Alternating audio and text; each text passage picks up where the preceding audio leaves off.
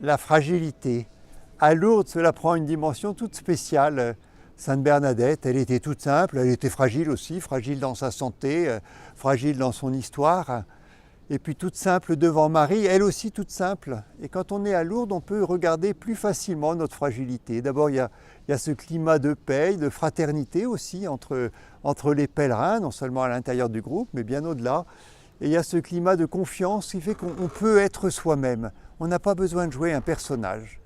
Et puis tout à l'heure, j'ai rencontré l'atelier avec les gens qui vivent, qui ont traversé une épreuve et qui veulent prendre le temps de le réfléchir et de saisir ce que ça signifie sous le regard du Seigneur.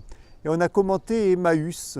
Et Emmaüs, c'est justement Jésus qui vient rejoindre les apôtres dans leur fragilité. Ils avaient mis toute leur confiance en Dieu et puis les choses n'ont pas été comme ils le pensaient.